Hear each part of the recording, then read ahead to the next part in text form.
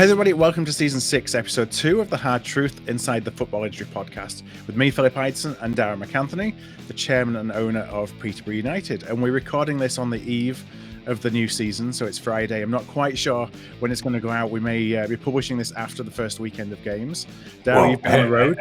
Henry's got to get this out today, hasn't he? I mean, you know what I mean? He's got to, he's got to work overtime and just get it bang. Yeah, exactly. Yeah. You've just flown in bright and breezy from a couple of days in Dubai. Yeah. Early start yesterday morning. Yeah, so wrecked. How are you feeling? I'm all right. Yeah, cool. Going to Cardiff tomorrow morning. So yep. I think a lot of my guys are going up tonight, but I thought, I've got loads of work on, so I want to waste a whole day today in a car. So I'm going to leave at like 7, 8 a.m. tomorrow. It's like a lunchtime kickoff. So really excited, as opposed to pundits, fans, local journalists in Peterborough. I'm actually excited. I'm really excited for the season. I'm excited for, this rebuild that we've done and that we're still doing. I'm actually psyched. So everyone's written. We were just talking off mic. Everyone's written you off. Yeah. It's mad, really, isn't it? Like 19 years doing this, and one shit season in League One, and then we're just like the dog's dinner, according to a lot of people and a lot of pundits and opinions. So opinions like assholes. Everyone has one. I don't get it myself. None of these people have watched this pre-season. None of these people really know about the players we've signed. On one hand, they say, Peterborough are really good at selling players. The other hand, they're kind of dismissing the new signings we've made, and the pieces we're putting together, which is kind of contradictory to the first statement of Peterborough. You have to have good players to be able to sell good players. Yeah, so I guess that one shit season last year is just following us around. So we've got to put that to bed, haven't we? Look, I don't make predictions, but I always know how I feel when we go into a season in League One, and I'll always back us. I'll always fancy us, and there's been a lot of change. There's been like the rebuilding and whatever through a few windows. There's no, I get why some people might be apprehensive about all those things, and losing the goalkeeper for a period of time. Thankfully, that's not 4 months like we thought it was. So that's 6 weeks, could even be sooner. Injuries happen, but it's a squad game. But no, I look at all the pieces. I look at what we have. There's a lot of potential. I've real trust in my staff, the new staff, some of the new coaches to bring the best out of that potential. And when they do, I think we'll be very, very good. So I'm not going to say it's going to be perfect from the start and you win X amount of games in a row, because it doesn't work like that in football. Yeah. But as a great group and a dressing room and whatever else, I think there's a real desire in there, to put last season to bed. And to be a real force in this league, and that's always our aim. So that's how I feel. But I've got everyone else obviously against that, and other clubs, journalists saying the same. I kind of like find it a little bit humorous. Well, but anyway, you need to be printing those off and putting them inside the training ground. No, I hear what you're saying. I'll let the players do the talking. Yeah, we get on with it. Look. Opinions, pundits, predictions, they don't pay our bills. They don't put you where you need to be in a table, for promotion. We've got to do all that ourselves. So what we've now got to do is we've got to create a narrative about our identity, about who we are. And that narrative can only be really written and spoken about based on how we play and the results. So that's on us now. Everyone's going to have those opinions, and then the opinions might change. So, or maybe they won't, who knows? So, but I know, how I feel, how the staff feel, how the players feel. We're very, very positive, very optimistic. Let's get rocking and rolling. How do you, this isn't a question of like comparison where you are versus the teams in the league, but this is something I wonder, and I've wondered it this season, particularly, with us getting promoted, sure. Is how do you measure yourself against other squads, before a ball has been kicked? Do you look at other squads man for man and look at, they're this, where they're, do you not even worry so much about, other squads? I'm just interested in kind of the process that gives you an idea of where you think that you are competitively at the start of a season. I think it's very difficult to do that, because like I said, we've been in this league when we've beaten teams like Leeds to promotion. And if you'd done that and gone to the start of a season and measured squads, nobody in the world would say, well, your squad's going to be better than Leeds' squad, or it's going to be better than Southampton's squad, or it's going to be up there with Leicester's squad, when we were competing with them. So, I think you just look at your strengths and weaknesses of your squad. you try and negate as many of the weaknesses as possible. You know, every team's going to have weaknesses. So you're going to go, look, there's an area that we're going to have to improve in, and it's going to take us a bit of time. There's an area we're going to be really strong in, and we've got to maximize that. So, you know, to suddenly go squad for squad, this is where I never really get it. I get it with, you know, people who make predictions and go, well, Huddersfield are going to be up there and Luton are going to be up there. And it's a bit like saying last year, well, you know, Birmingham are going to be one of the favourites, you know, kind of, well, you know, Captain Obvious. But when you look through the whole of the league and you start going down and you see some of the predictions, you see some of the teams that they pick, you kind of like, are you picking that on players you've watched? Are you just picking that, well, that team did well last year and that team did shit? Yeah. I don't quite get it, you know. Then you see other teams who haven't got a brass farthing who go out and just get cheap loans. Yeah. And you still got like media and pundits going, oh, they're going to be like higher than you. They're going to be really good. I don't get it myself. So we can only speak for ourselves. We can only address what we have. We're not perfect. You know, there's still holes in our squad. There's still things we need to do. You know, we're working on a couple of things at the moment. The goalie thing was a blow because we've had to go and get another goalie without moving any goalies out. So there's like the flow and the cap is an issue there and whatever. We've got bids in for other players. That could take a couple of weeks, you know, to come to fruition. Everyone is always like, let's sign a player quickly. We need another player. And it's like, well, you know, we're into August the 1st today. So you got 4 long weeks of the transfer window left, you know, and you know, of course, it'll ramp up the last week with lots of other teams, but we'll try and surgically get whatever we need over the next 4 weeks in this window. Do you find that from a window perspective, you know, a lot of clubs will have, you try and get as many players as you can on board early so you can get them through pre-season, you can get them embedded and all those things. And you kind of take yourself up to the salary cap.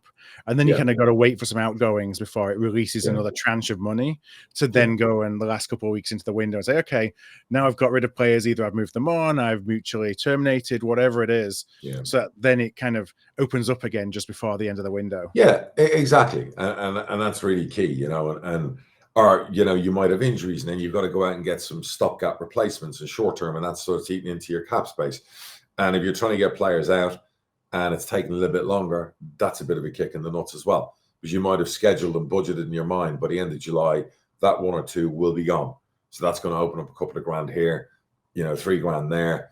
The other thing is if you're trying to do new contracts with players, again, take some of your space. So say Harley, you just signed a new deal, thank goodness, was on X amount, you know, previously, and now he's on a lot more. It was a contract he had previously, was when he was from being a kid.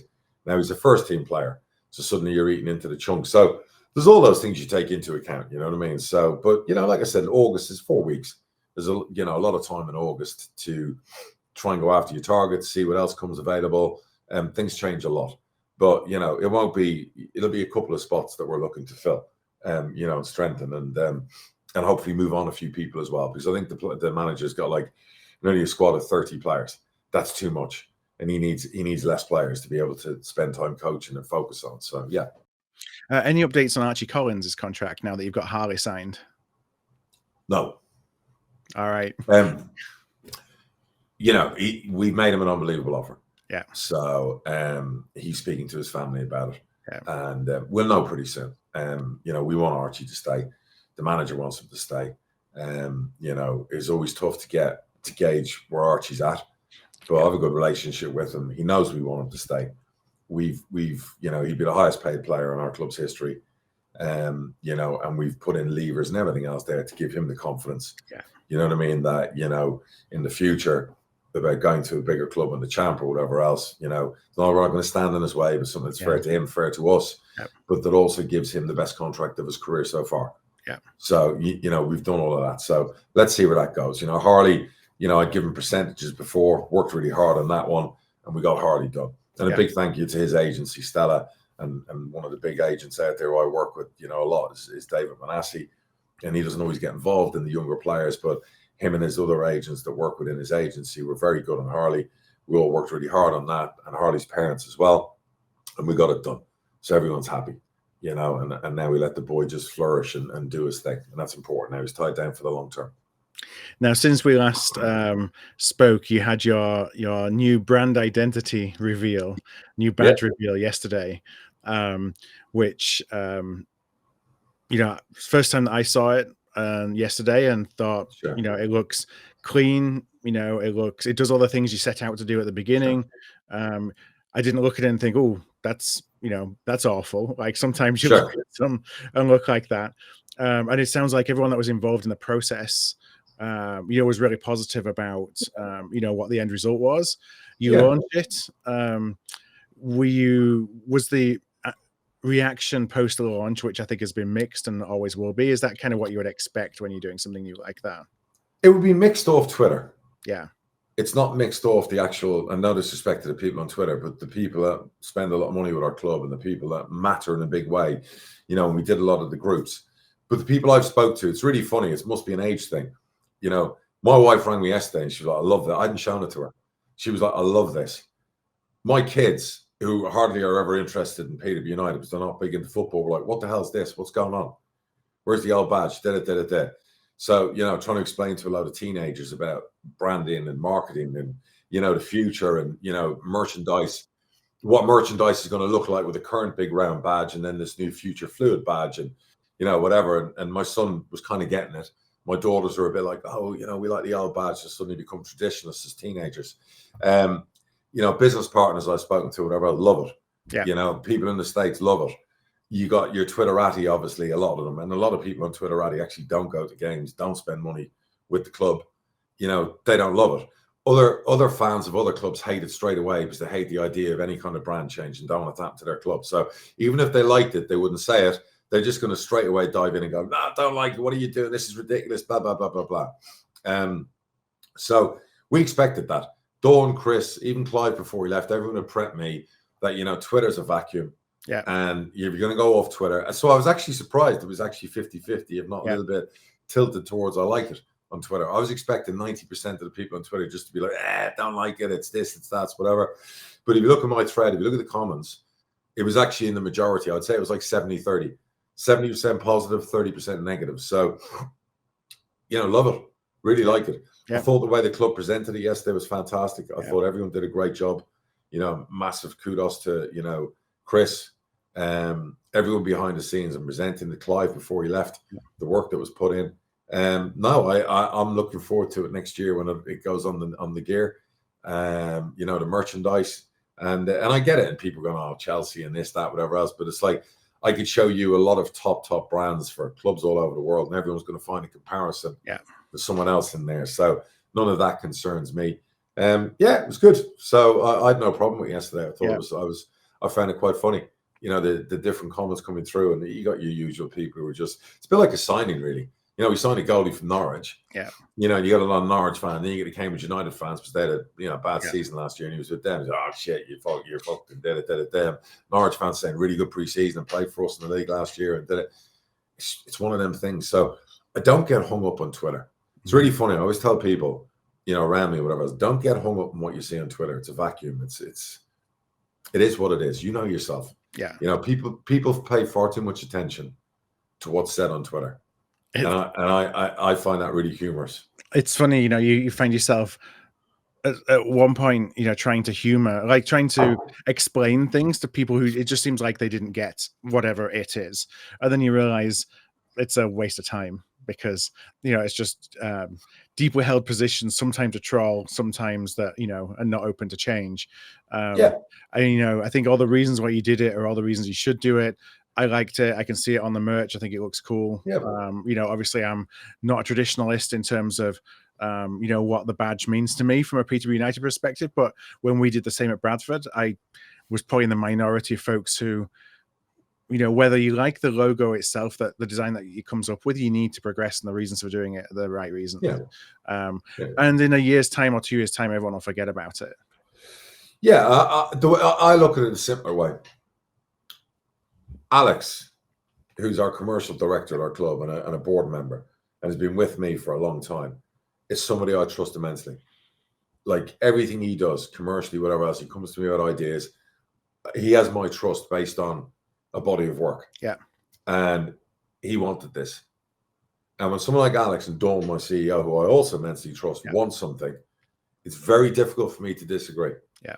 So I have to go, regardless of what I think, and I liked it, by the way, but say I didn't, I would still go with their opinion. Just like I trust my manager, I trust them about what they think, and Chris Brewer to an extent as well, because Chris has been with us a long time. Yeah. So, that brain trust has been with our club for decades. So when they tell me something's good for us and this is the right thing to do, if I turned around and hated the thing, I probably still would have steered that way with them because of them. And they know they have that trust with me that I will take them at their word. They're doing it for the right reason and they have strong belief in it. So Alex is the guy who breaks records every year and brings in millions in commercial. So when he tells me, God damn it, you got to look at this, Chairman. This is what we're going to take you to the next level. I'm getting on board. Yeah. Sorry. I know people won't like to hear that, but I'm getting on board with the guy that keeps breaking records. End of story. All right. Well, I'm sure that people will get used to it more as you use it kind of over this year. Yeah. In preparation for next year. And it's Vic's, by the way. Coming off an airplane, you know, with everyone in this like small cabin, bunged up. And I think that it takes, from a club perspective, there's a lot of guts that goes behind making a decision like that, because you know that when you make the decision, there's going to be pushback, and you just got to go with what you believe is the right thing to do. I like to think as a football club, we're fearless on so many fronts. This is another front. Going with the youngest team in the league, fearless. Yeah. A lot of people won't do that. You know, our transfer policy, fearless. You know, spending money other clubs our size wouldn't do. So I like to think that we're trailblazers in so many fronts. And this is another front that we're looking into the future. And we're seeing the States. You know, my wife's just become a citizen in America. Yeah. I'm about to become a citizen of America. I'm waiting for my thing to come through now. You get a time to go in and do your thing. And, you know, my wife's done it. My kids are doing it. You know, so now I'll be like an American owner, you know, of a football club. We've got to tilt into that with the market in the States. After what you saw with Wrexham, you know, there's a whole market out there. And we as a club have to open that up and spend a bit of money getting our brand across to the States. So I am looking forward to that. And if that helps us have a bigger budget, have bigger stadium or modern stadiums down the line, and do all those things we need to do to kick our club onwards, sign me up. It's interesting. I hear a lot of clubs are kind of looking towards the States just from a brand perspective and a you know, recognition perspective. Probably one fueled by Wrexham, as you say, also by things like EAFC, you know, video games essentially, and playing. So many people know Bradford that I've bumped into because they played them on EAFC, for example.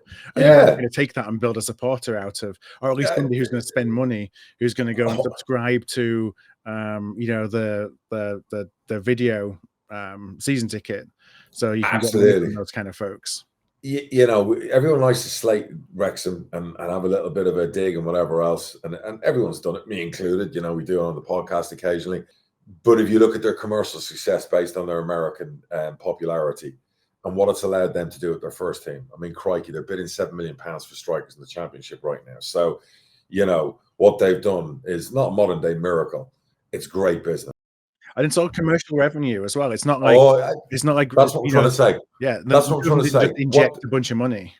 No. What their owners have done has been majestic. Yeah, and now they're bringing in even wealthier people based on their popularity. Yeah, which is allowing them now to spend the kind of money in the Championship nobody in their right mind would have thought they'd spend. Yeah, which is going to put them from probably being 15th to 17th in the champ to now viable top 10 and onwards. So, you know, everyone wants a piece of that action in the States.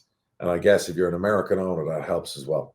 So I'll be able to class myself as an American owner soon. If anyone wants an American owner to hire, you know, who can inject $1 of share capital, then they can. Yeah, there you go. Bradford's open for business. Yeah, exactly. So good. So no, pre-season's over. Yeah. Really looking forward to the season. You know, this is what we live for. You're always not apprehensive. You're always that nervous Christmas Eve excitement. You know, the EFL, as usual, was very popular with the EFL. Decide, well, let's stick them against Cardiff away, Luton at home. You know, so team down from the champ, previous teams in the Prem 2 years ago. Let's just ram that right into Peterborough, a bit like Wrexham and Huddersfield last year, pretty early on, you know. So there's no gimmies in League One. But what it gives you an opportunity is just to see where you are in the process of pre-season, those first couple of games, what you've got to improve on, the areas you're still missing in and you still need to strengthen. And yeah, I'm really optimistically excited. Regardless, win, lose or draw, you know, I know what we've got in the building. There's some great talent in the building.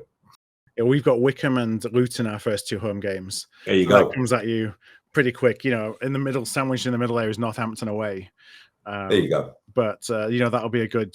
It's probably a good time to play some of the stronger teams as they're still kind of coming off a preseason as well, especially Luton as they're you know, adapting to life.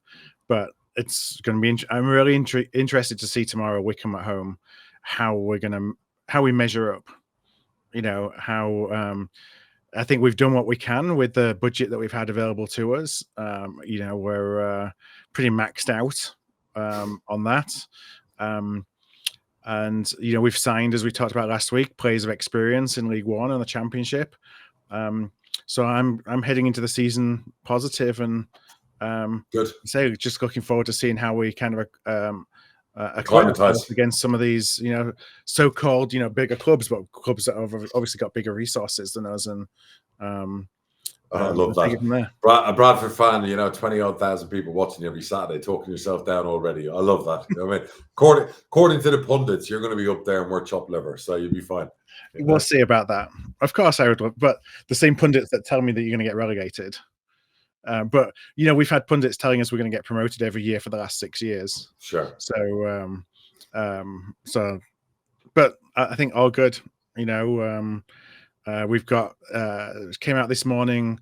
We've sold 16,000, just over 16,000 season tickets. Brilliant. So that was an increase of about 2.5, I think, on last year. So we should be getting 19s, 20s, I would hope. You're at home tomorrow, right? Yeah. What are you expecting gate-wise? Up to yesterday, I think they'd sold over like 19 and a half. So you probably get 20 tomorrow. Good. I would say. Good. So at least you're at home. I've got to drag my arse all the way to Wales. So, you know, you're at home. So, you know, here's what it is. You know what I mean? It's like, geez, you know, the EFL and their fixture machine. At least it's not Exeter away on the first day. Well, I'm amazed that it can give us that. So, you know, I think we've had is it one home game in the last like 10 years worth of fixtures, you know, at the start of the season. It's just, oh my God almighty. But anyway, look, you got to play them all. I'm excited. I think Cardiff have got a pretty young team as well. So it'll be interesting to see what they're like. There'll be a lot of people at their stadium tomorrow. It's on Sky, obviously, since the early kickoff. Is what it is. So let's just say good luck to everyone out there with their teams, their dreams. You know, and may you all get what you want this season. Yeah, except Wycombe fans tomorrow and Cardiff fans tomorrow.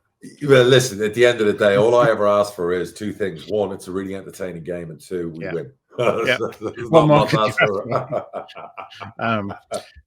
You know, let's some of the stories this week that continue to not just rumble, but you know, when you look at financial health of teams, and you got Sheffield Wednesday and you got Morham. And you know, the news doesn't get any better for either of them. At Sheffield Wednesday, the manager left this week.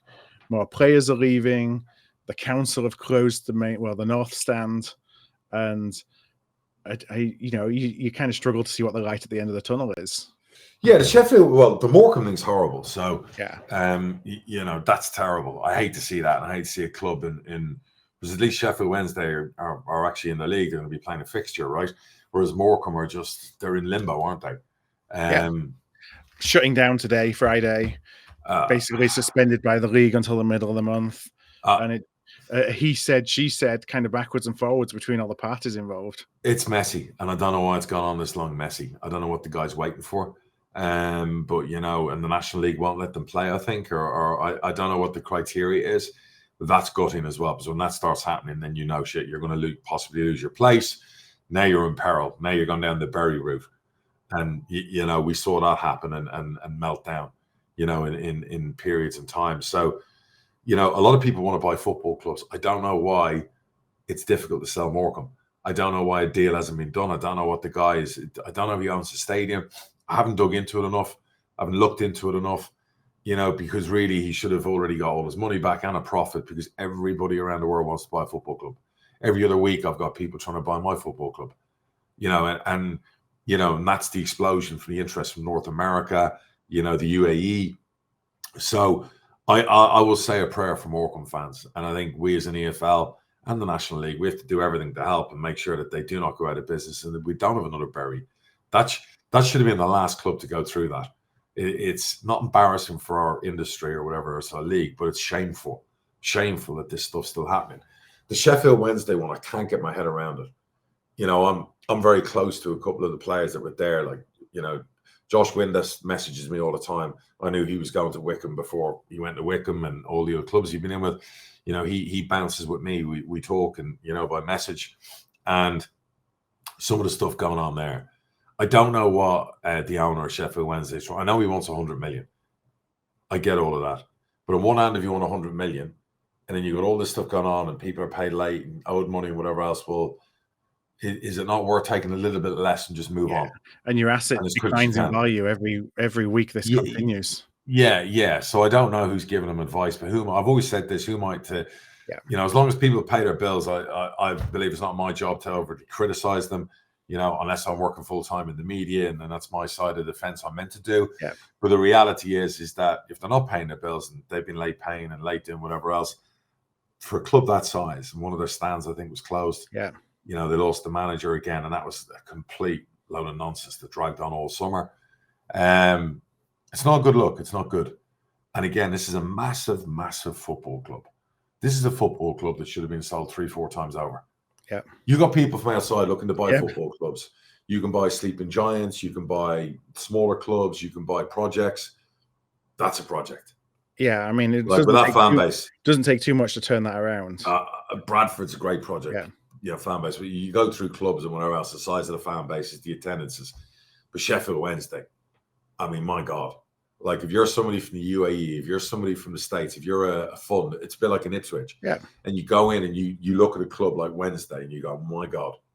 Like, it's one the size of those of that few, football club. As that, you know, we talk about you don't invest in a football club to make money necessarily as an owner, but there are guaranteed all day long. You get that right. Wednesday. You do an Ipswich at Sheffield Wednesday, and Ipswich is worth a hell of a lot more money. Serious money in because you've got serious money to put in, but you're going to get serious money out. Correct. So I don't know. You see all the figures in the press, what do you want, 100 million and this, that, whatever else. But, you know, at that stage, you'd be like, if you didn't have the money to keep going, you'd be like, look, give me 70 and give me the other 30 for over Premier League years. Yeah. So whenever the club's back in the Premier League, it's 10 million a year every year they're there. So I'll end up getting my money, but I'm going to get a big lump at the start. So there's got to be a way to do a deal. I think communication's key. I don't know what's going on with EFL. I don't know. You know, I know they've been player trading's a problem now because they keep missing paying people on time.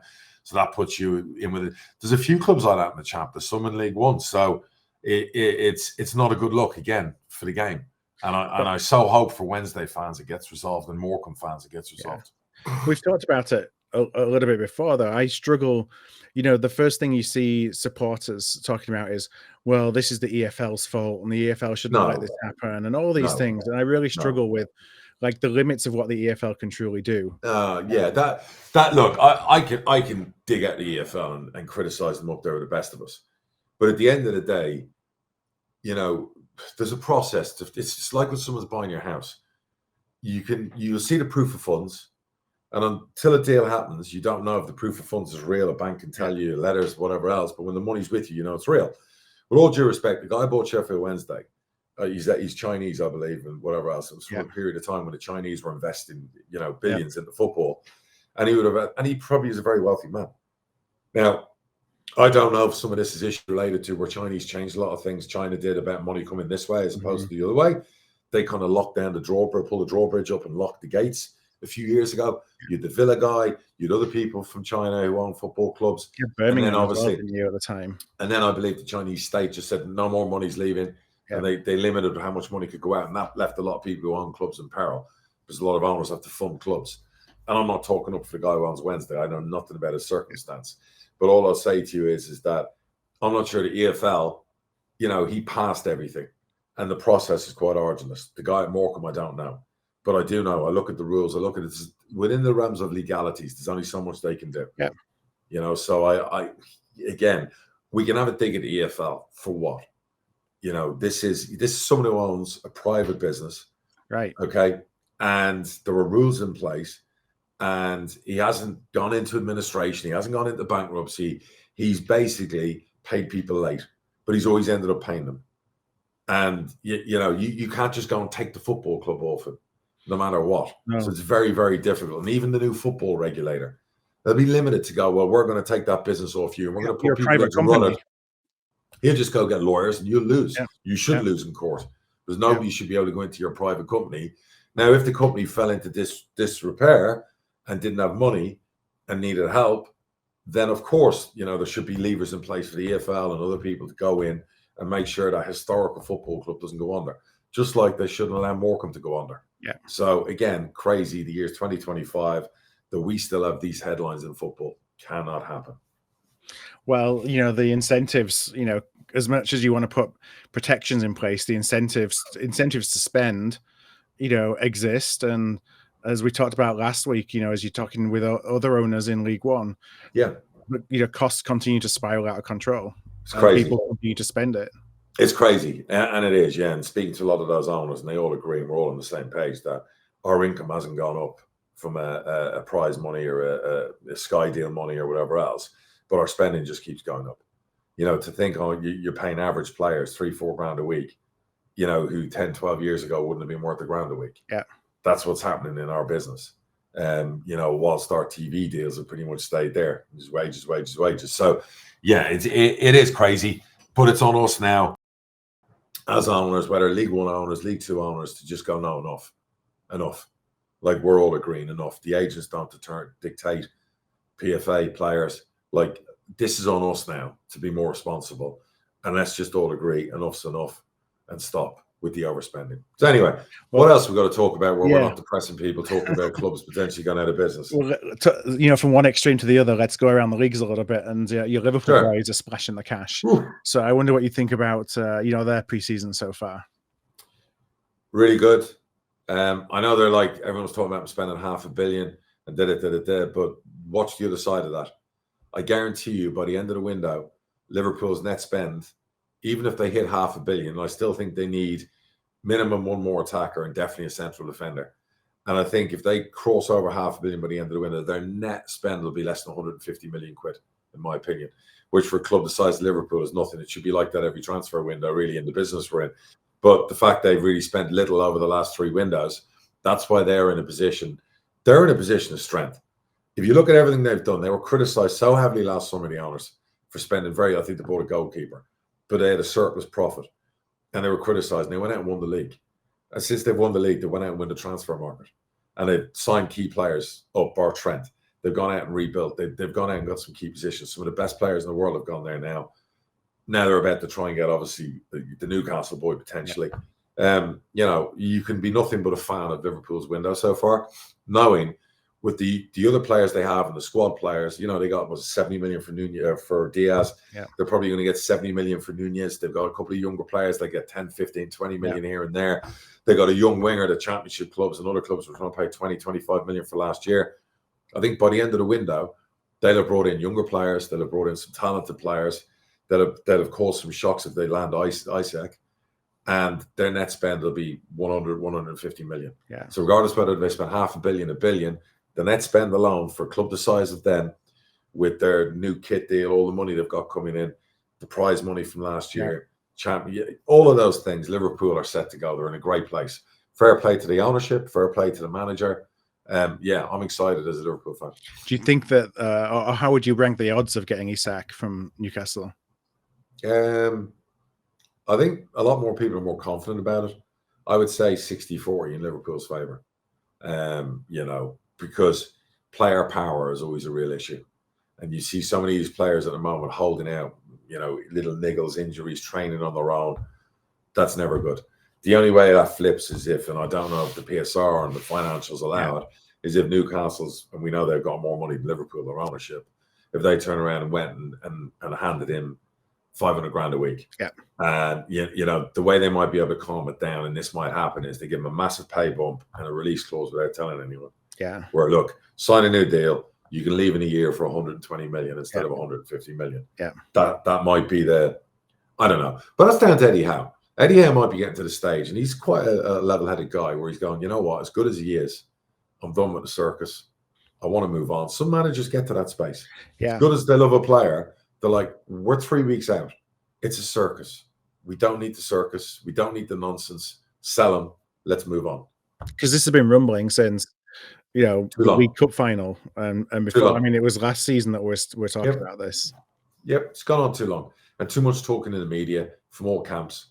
And, you know, it's unfair to the current squad. It's unfair to the manager. Did a great job last year delivering their first cup, you know, finishing Champions League again. You know, they'll want to go out and add to their squad. And this is just like a cloud hanging over them. Yeah. And nobody wants a cloud hanging over them going into pre-season. So that's my take on Liverpool and Newcastle and Isaac. And Arsenal have got their new striker in, well, I'll pronounce this wrongly probably, 𝗛𝗿𝗂𝗧𝗏. You've done quite well. I'll just call him the Swedish boy. Yeah, there you go. Victor. He'll be Victor! forever known as Victor. Victory! Yeah, they obviously lost the North London pre-season derby yesterday, didn't they? So to Spurs.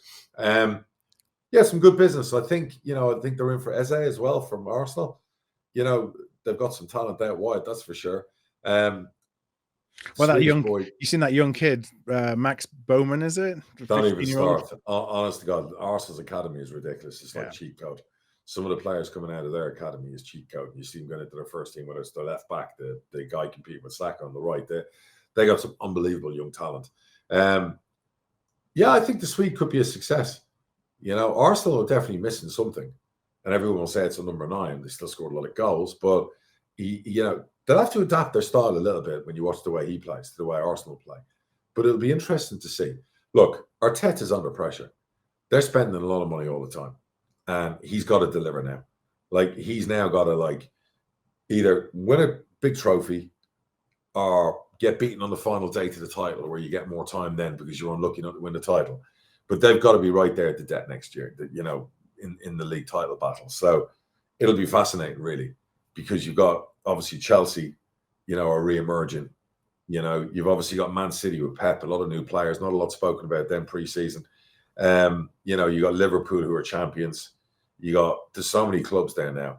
So, you know, Arsenal have really got to step it up. And I like their recruitment. And if they get Eze, I mean, it's really good recruitment. So it'll be fascinating to see. Would you put Man United up there in that group, or have they got more work to do still? Loads more work to do. Like, loads more work. Look, they're backing their manager. He's changing everything there, formation, stylistically. They still need a great number 9. You know, they still need other pieces. But if they go get a great number 9, you know, put it this way, if for whatever reason Man United went and got Isak, yeah, you know, they're in business. Yeah. You know, I know the boy they're trying to get. You can pronounce his name, by the way, because our pronunciation. I mean, I'm going on Sky in a few weeks' time. I'm going to be a nightmare with teleprompter. I'm going to need with these names.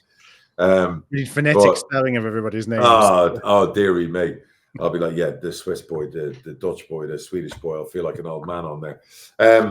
I think United will be miles better than last year, but will they be competing at the top end of the table? No. But I definitely foresee top 6. Mm-hmm. The promoted clubs into the Premier League, are they going to suffer a similar fate than, you know, has been kind of common the last few years of going up, coming straight back down again? Or do you think that Sunderland have spent a lot of money? Yeah. Burnley, you worry about. They haven't spent maybe enough. Leeds, because of the size of the club and the history of the club, or the club you would fancy the most to buck the trend of the last 2 years with the clubs going up and down like yo-yos. So they're the ones potentially, if Leeds can crack the goal scoring front, striker wise, you know, you would think they have a chance.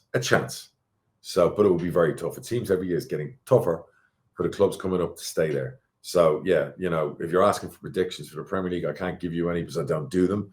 But again, you know, yeah. So let's move on to the champ. All right, so the champ. So you don't do predictions, so I won't ask you who your tips for promotion. Let's ask. I want Coventry and Sheffield United to go up 1 and 2. No ulterior motives there, though. But those are gonna be the hard truth, you know, championship teams that we follow this season. Correct. Ipswich will be very strong, very strong. Yeah. You have Birmingham, and we talked about earlier Wrexham, you know, not being shy of spending money. Yep. But you know, we talked, I think, off mic as well earlier about kind of just the difference in financial parity as you go up into each league. We're talking about it earlier for League One, but you go into the Championship and you can spend 7-10 million. You think, wow, that's a lot of money on a striker, but then it's still nothing compared to what, you know, some of the other clubs in the Championship and the budgets they've got. The gap is amazing. I mean, look, you know, I think Middlesbrough are about to sell one of their best young players to Ipswich for like 20 odd million. You know, the gap financially, you know. So look, as far as I'm concerned, you would look at your Southamptons, your Ipswiches to be right up there this season. I would hope Sheffield United, they probably need to do a bit more business. Coventry, not just because of Efron Mason Clark, our player, I think they'll be a dark horse anyway, Coventry. I do. I think, you know, I love the business they've done, the business they're doing, you know, the way they ended last season. It'll be fascinating to see how it plays out. But you'd like to think Ipswich, looking at it, I mean, you know, and they're not done. They'll spend more before the end. They'll probably lose a couple of big players that they bought last year. This is what's good about what Sunderland are doing at the moment. Ipswich did it last year. You get to the Premier League and go out and spend 100 million. You're buying some of the best young talent out there. Once you fall back down to the champ, you're good to go to win the championship, but you're also good to go to sell some of those young, fine assets for a lot more money than you paid the year before, which will help fund your campaign to go back up. So it's like you got to look at it as a multi-year kind of 100% process. 100%. If by some miracle Peterborough in the Premier League, Barry Fry would be like, it'd be the funniest thing watching him spend 120 million. But you would go out and, you know, you're laughing. You go out and spend a lot of money on the best young talent worldwide, not just in the UK, as well as invest in your academy, your training. Right, your infrastructure. Knowing, I mean, that's where you put. Yeah, knowing that when you drop back down, you know, that £20 million winger you bought, you probably get 25, 30 from the Premier League clubs. He did all right when you were relegated. And that's what Ipswich have had. Yeah. So, and then they're going out and buying the best players in the championship. They'll spend 20 million on a midfielder. So that's where we are, you know, the finances involved. It's incredible to see it all. How many cycles do you think it could reasonably take, you know, for example, an Ipswich to go through that, going up, going down, going up, going down, but taking that approach of buying the best young players, of investing in all of your infrastructure to the point where you can go up and then survive?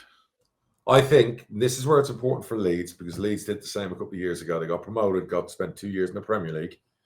And I think if Leeds crack it this time, they won't get relegated for a long time. And I honestly think Ipswich, because they're really well run behind the scenes and they're a good manager, I think Ipswich, next time they go up, will be one of them that will stay there for a while. Yeah. You know, maybe pull a Palace. I think it takes two. I think it's nearly the third attempt. West Brom used to be the metric, didn't it? West Brom, they said they were a yo-yo club.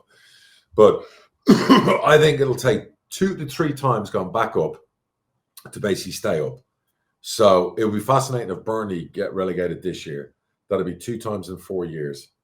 Do they learn from that then? And then the next time they go up. So, you know, I personally think it's 2 to 3 times, then you're good to go. Well, I know this football has changed a lot, but I think back to the time that we got promoted and stayed up 1 year and then it all fell apart the second year. There's like the second year syndrome when you do survive that first year, not necessarily to think you've done it and you've cracked it, and to, you know, kind of get not ideas above your station, but probably be too aggressive in terms of thinking that, you know, I don't have to, all the things that got me to the point where I am now, I can forget about and act like I'm a bigger club. And that can get you into a lot of trouble as well. No, of course it can. I mean, you can never think like that. You know, you're a bigger club. You know, just because of what you spend and the size of your club means nothing.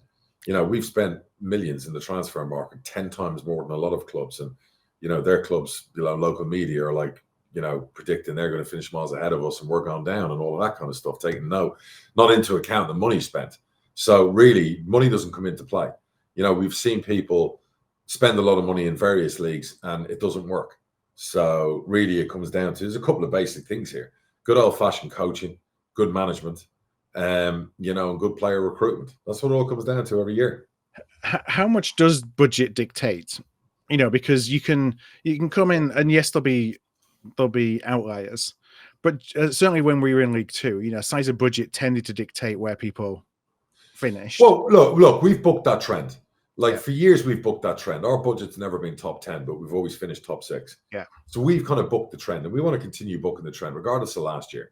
You know, we went out and beat like the biggest budget outside the Premier League in Birmingham at Wembley. So it can be done, and it can be done in one day, and it can be done over a season.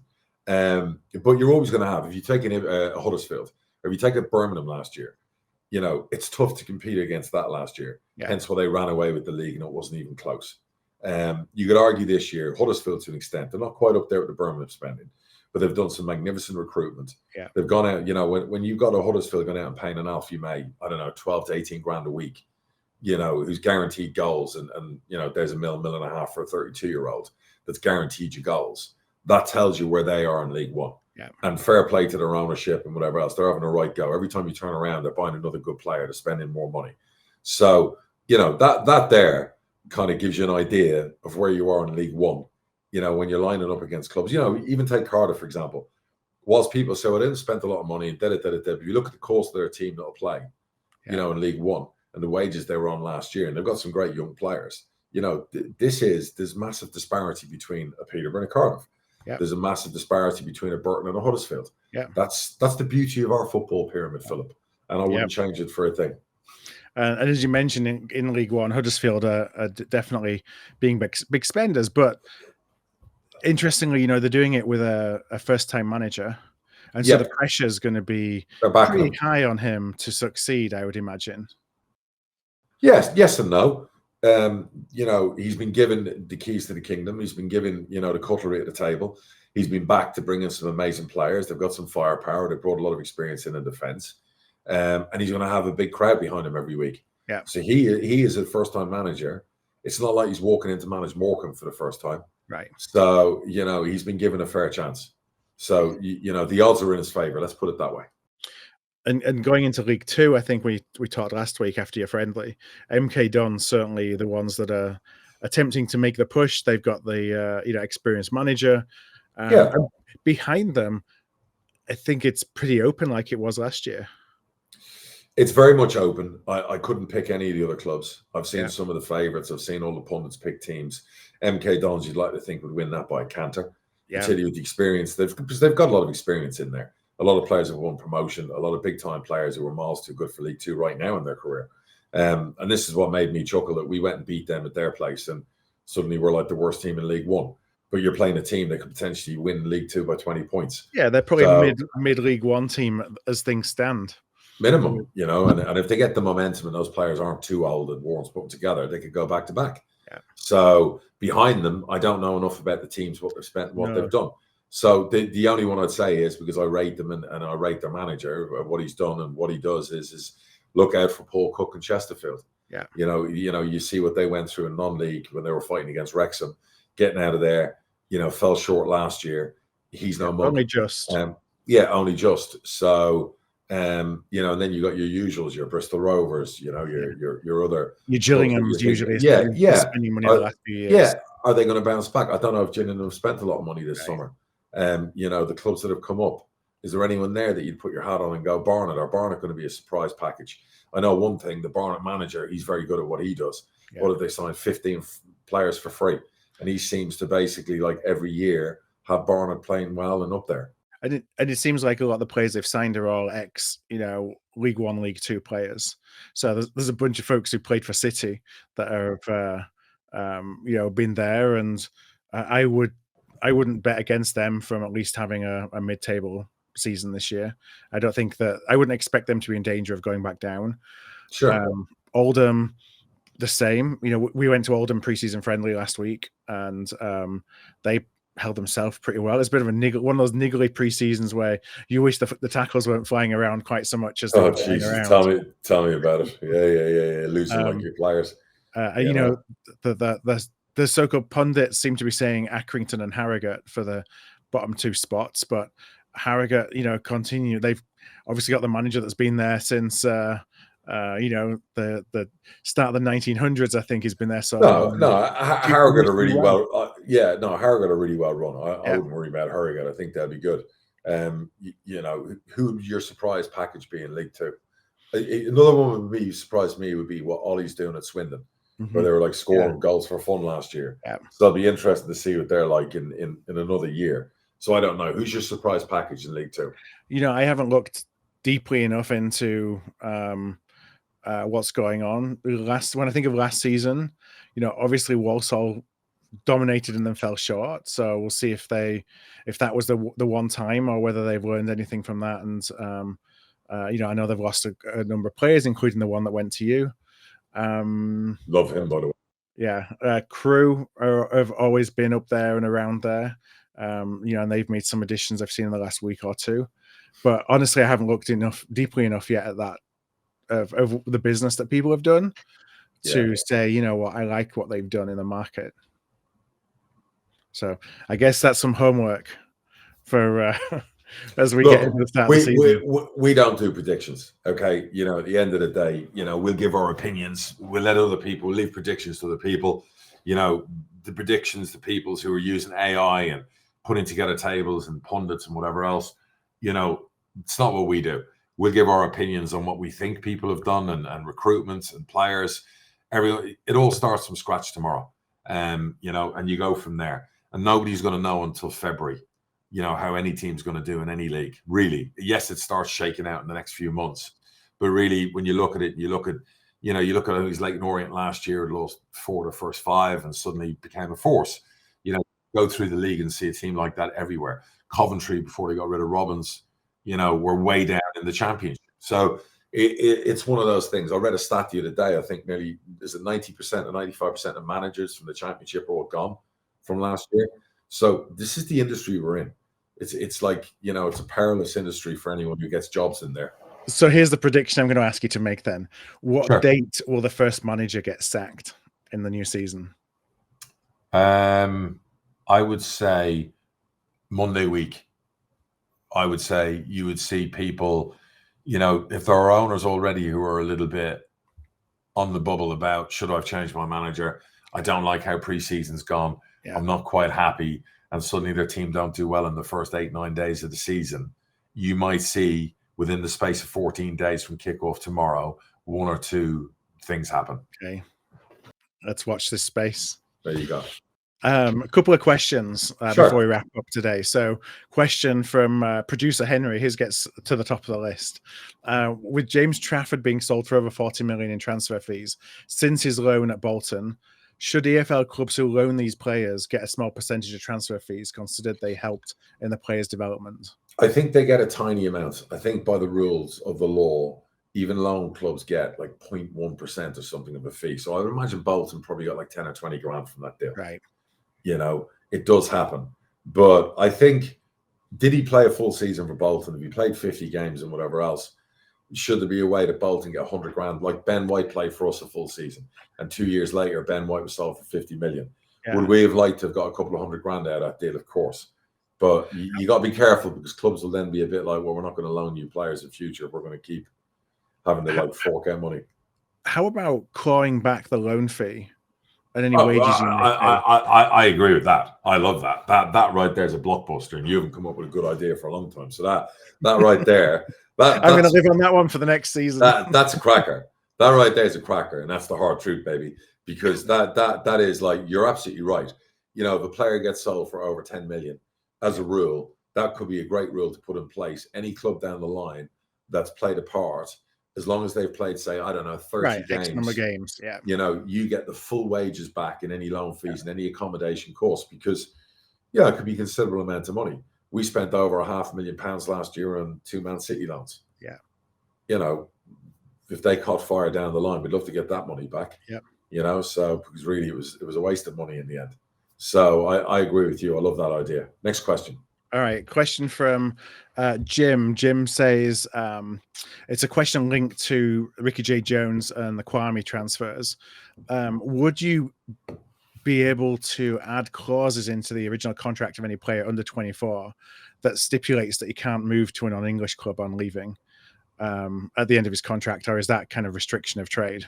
Restriction of trade, EU laws, worldwide laws, you know, no chance whatsoever. I saw someone say it the other day, asked a question, it wasn't even about 24, just at the end of a player's contract. No, absolutely impossible. Bosman made sure of that many years ago. So if you tried it, you would be up in a court and you would lose. Nowadays, the way things are, you would lose. So there was nothing you can do bar trying to get your player tied down. Like Harley Mills could have gone and spoke to Scotland in January and we'd have got shafted completely. So such was the importance of another young talent like him getting signed down. You know, we've got caught with that recently. And as you can see, with most of our deals we've done that are on 4-year deals, you know, with options, you know, anyone under 25 is going to be on a long-term deal. Anyone over 25 that we do go and sign will be on a 3-year deal, most likely. Do you know what I mean? So that's just us protecting our assets. Yeah. Last question from your namesake, Darragh. Can you ask the other Darragh, what's his opinion on Premier League referees The other refereeing. Darragh, the cheek. What's the opinion on Premier League referees refereeing playoff games last season, and then so you're bringing them down from the Premier League if they're important games, and then VAR being used in the playoffs when it wasn't used in the regular season? Yeah, I don't like it. I hate the VAR thing because Harrison Burroughs had a great goal chalked off. Of course, it's a lot of money. So I think you've got to stick with the standard of no VAR if we don't have it in our league. Yeah. I think that's unfair because everyone has to adapt and change to certain things. So the referee thing always strikes me as odd, that what you're really saying is that the referees for League One and League Two aren't good enough to referee playoff games. I think the answer is in the question itself. And I think the Referee Association have to look at that. And we spoke last year about the quality and the standard, and it's not good enough. And it has dropped recently. And that's on Howard Webb and everyone else to change. Yeah. So let's hope they've made big changes, because that is an area of our game that should be as good as it can be. And it's great for playoff teams. You get Premier League refs and they're brilliant. They're good at what they do. But we'd like that every Tuesday and Saturday. Yes. Well, any thoughts of us getting up to League One and getting different refereeing pool? Our first game of the season is one of our old nemesis from our League Two days. So, I'm expecting a whistle-happy, card-flying, stop-start game. Here we go. But listen, let's get excited. Here we go. Yeah. All right. We got the Bradford. We got the Hard Truth Derby that's back in business. So, flight booked. So that's going to be exciting. You know what I mean? And, let's rock and roll. To everyone out there, safe travels this weekend. May you get what you deserve this season, and hopefully it's a good season for everybody. The whole summer's just flown by like that. Yes. Yeah.